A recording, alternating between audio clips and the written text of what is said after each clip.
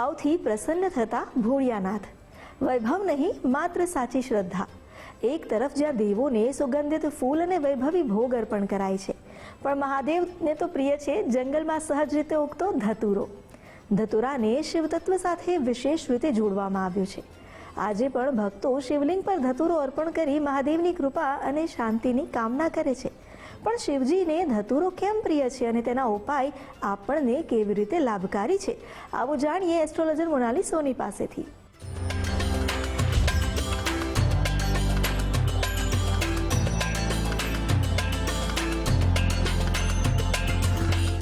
નમસ્કાર, આધ્યાત્મિક મહાશક્તિમાં હું મોનાલી સોની આપ સૌનું સ્વાગત કરું છું. આજે આપણે વાત કરી રહ્યા છીએ વિશેષ રીતે શિવજીને પ્રિય તેવા ધતુરાની. ધતુરો શું છે અને શા કારણે શિવજીને એટલો પ્રિય છે તેનું શાસ્ત્રોમાં વર્ણન કરવામાં આવ્યું છે. આપણા જે શાસ્ત્રોના ભગવત પુરાણ છે અને શિવ પુરાણ છે તેમાં પણ ધતુરાનો ઉલ્લેખ કરવામાં આવ્યો છે. જ્યારે શિવજીએ શા કારણે ધતુરો પસંદ કર્યો, શા કારણે આપણે તેમને ધતુરો અર્પણ કરીએ છીએ, જ્યારે ધતુરાની વાત કરીએ તો આપણા શાસ્ત્રોમાં પણ ધતુરાનું વિશેષ મહત્વ દર્શાવવામાં આવ્યું છે. ધાર્મિક રીતે ધતુરાનું મહત્વ છે, તેવી જ રીતે આયુર્વેદિક દ્રષ્ટિએ પણ ધતુરાનું એટલું જ મહત્વ છે. જ્યારે શિવજીએ સમુદ્ર મંથન વખતે સૃષ્ટિની રક્ષા માટે જે વિષ છે તે પોતે ગ્રહણ કરી લીધું હતું અને તે વિષ ધારણ કર્યા બાદ તેમના શરીરમાં વ્યાકુળતા ઉત્પન્ન થઈ ગઈ હતી.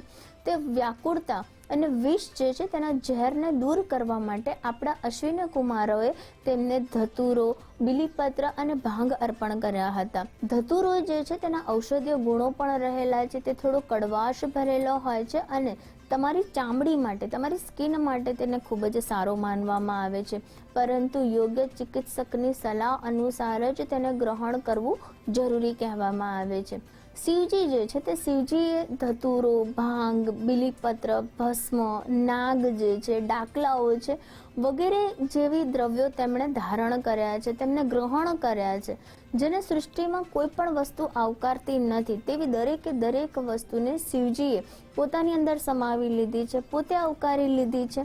એટલે એવું કહી શકાય કે જ્યારે કોઈ પણ વ્યક્તિનો ક્રોધ છે, કોઈ પણ વસ્તુ અપ્રિય છે, જ્યારે કોઈ વ્યક્તિ દ્વારા તેને અપનાવવામાં નથી આવતી, તેનો જ્યારે તે નિષેધ કરે છે, તેને દૂર કરે છે પોતાના જીવનથી, તે દરેકે દરેક વસ્તુ શિવજી જે છે તે ધારણ કરી લે છે, શિવજી અપનાવી લે છે. એટલે વ્યક્તિની અંદર જો કોઈ પણ નકારાત્મકતા રહેલી છે, કોઈ પણ એવો દુષ્ટ પ્રભાવ રહેલો છે, કોઈ ઈર્ષા રહેલી છે, કોઈ ક્રોધ રહેલો છે, તો તે તમામ વસ્તુ તમે શિવજીને અર્પણ કરી લો છો તો શિવજી તમને નિર્વિકાર બનાવી દે છે. એટલે કે તમારા જીવનમાંથી આવી દરેક પ્રકારના દોષ અને ગુણને દૂર કરી દે છે.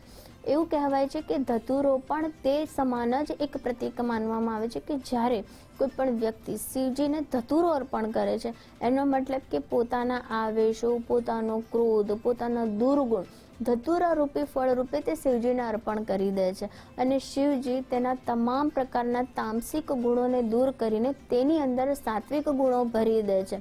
પોતે તેના દરેક પ્રકારના તે ખરાબ ગુણો જે છે તે પોતે શોષી લે છે અને વ્યક્તિની અંદર ખૂબ જ સારા ગુણોને ભગવાન શિવજી અર્પણ કરે છે. તેના પ્રતીક સમા પણ આપણે શિવજીને ધતુરો અર્પણ કરીએ છીએ. ધતુરાનો ઔષધીય ગુણ પ્રમાણે પણ આપણે એવું કહી શકાય કે જે પણ વ્યક્તિને સાંધાનો દુખાવો છે કે પછી તેને શ્વસનને લગતી કોઈ બીમારી છે, અસ્થમા છે કે પછી ચામડીને લગતી કોઈ પણ બીમારી છે, ત્યારે પણ યોગ્ય ચિકિત્સકની સલાહ અનુસાર જો ધતુરાનું સેવન કરવામાં આવે તો તેને ખૂબ જ સારું પરિણામ પ્રાપ્ત થતું હોય છે. જ્યારે શાસ્ત્રની વાત કરીએ છીએ તો આપણા શિવજી જે તે ભોળા છે, તેમને તમે કંઈ પણ વસ્તુ અર્પણ કરો છો તેનું તે ગ્રહણ કરી લે છે, તેને તે આવકારી લે છે. દરેક ભક્ત તેમના માટે ભક્ત છે અને દરેક ભક્તની જે પણ પીડા છે તે દૂર કરવા માટે સ્વયંભૂ શિવ ત્વરિત જ તે ભક્તની પ્રાર્થનાને સ્વીકાર કરી લે છે. શિવજી જે છે તેમના માટે કોઈ પણ વસ્તુ નાની મોટી નથી, કારણ કે તેમણે તો સ્વયંભૂ શિવ છે. તેમણે રાખ ધારણ કરી છે, ભસ્મ ધારણ કરી છે, ડાકલાઓની માળા પહેરી છે. તો જે સ્વયંભૂ શિવજી જે છે તે કોઈ પણ વસ્તુનો અનાદર નથી કરતા, કોઈ પણ વસ્તુ તેમના માટે ઊંચ નીચની નથી. તેમના માટે દરેકે દરેક તેમના ભક્તો સમાન છે અને તે દરેકે દરેક ભક્તોની પીડા અને દુઃખ દર્દને દૂર કરે છે. માટે તેમને સ્વયંભૂ ભોળાનાથ કહેવામાં આવ્યા છે. જ્યારે કોઈ પણ વ્યક્તિને કોઈ પણ પ્રકારનો રસ્તો નથી મળતો અને તે શિવજીની શરણમાં જતું રહે છે, ભોળાનાથની શરણમાં જતું રહે છે, તો ત્વરિત જ ભોળાનાથ તેના જીવનને ન્યાલ કરી દે છે, તેના દુઃખ દૂર કરી દે છે. એટલા માટે એવું કહેવામાં આવે છે કે જ્યારે પણ શિવજી જે છે તેમને તમે કંઈ પણ અર્પણ કરો છો તો શિવજી તેનો સ્વીકાર કરી લે છે. તેમના માટે એવું છે જ નહીં કે મારા ભક્તે મને શું અર્પણ કર્યું છે, તે માત્ર ભક્તિ ભાવથી પ્રેરાયેલા છે. જ્યારે આપણે શિવજી જે છે તે નિરાકાર છે, સૃષ્ટિના રચયિતા છે, જેનો લોકો ત્યાગ કરે છે, શિવજી તેને અપનાવે છે. શિવજી માટે કોઈ પણ વસ્તુનો કોઈ પણ ભેદભાવ નથી રહ્યો. જ્યારે શિવજી જે છે તેમને એવું કહેવાય છે કે જ્યારે દરેક દેવી દેવતાઓને શ્રૃંગાર અર્પણ કરવામાં આવે છે, અન્નકૂટ અને મીઠાઈના ભોગ અર્પણ કરવામાં આવે છે, ત્યારે શિવજી જે છે તેમને ભાંગ અને ધતુરો અને બીલીપત્ર અર્પણ કરવામાં આવે છે અને તેનાથી પણ શિવજી રાજી થઈ જાય છે. ભાંગ અને ધતુરો જેવું કહેવાય છે કે જે એક નશીલું છે તે ભાંગ છે, ધતુરો જે છે તે કડવો છે. એટલે કે જ્યારે કોઈ પણ વ્યક્તિ સામાજિક રીતે વ્યાકુળતા ઉત્પન્ન કરે છે, કોઈ દોષ ભાવ તેને મળે છે કે તેને કોઈ ઈર્ષા મળે છે, તે તમામ પ્રકારના તેના જે ગુણ જે છે તે શિવજીને અર્પણ કરી દે છે અને તમામ પ્રકારના ભય, કષ્ટ અને તમામ પ્રકારના જે આવા ગુણો જે છે તેનાથી તે દૂર થઈ જાય છે અને શિવજી તેને સત્વ ગુણોથી ભરી દે છે.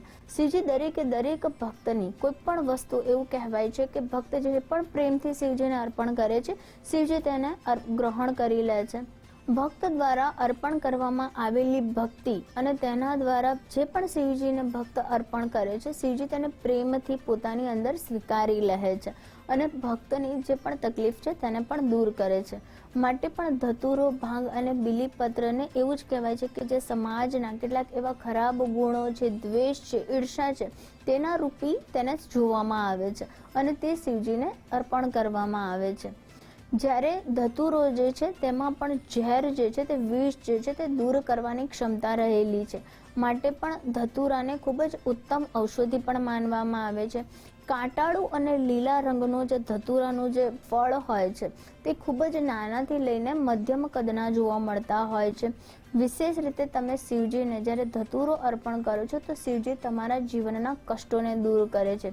જ્યારે ખાસ કરીને એવું કહેવાય છે કે કોઈ પણ વ્યક્તિની કુંડલીમાં રાહુ કેતુ સંબંધિત કોઈ સમસ્યા વારંવાર તેના જીવનમાં આવતી હોય તો તેણે નિયમિત શિવજીને ધતુરો અર્પણ કરવો જોઈએ.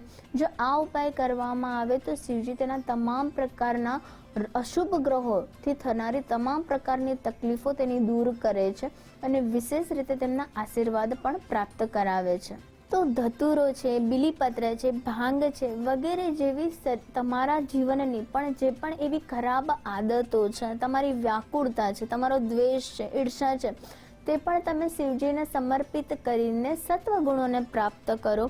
ધતુરાનો વિશેષ ઉપાય કરીને તમે પણ તમારા જીવનમાં શનિ, રાહુ, કેતુ સંબંધિત તકલીફોને દૂર કરી શકો છો. આવી રીતે શિવજીની ઉપાસના કરી શકો, શિવજીની આરાધના કરો. શિવ મહાપુરાણમાં પણ શિવજીને ધતુરો અત્યંત પ્રિય છે અને ધતુરો શિવજીને જ્યારે આપણે અર્પણ કરીએ છીએ તો તે આપણા જીવનની દરિદ્રતા અને કષ્ટોને ટાળે છે. તો આ વિશેષ ઉપાય કરીને તમે પણ શિવજીના આશીર્વાદ પ્રાપ્ત કરો. તે સાથે હું રજા લઉં છું. નમસ્કાર.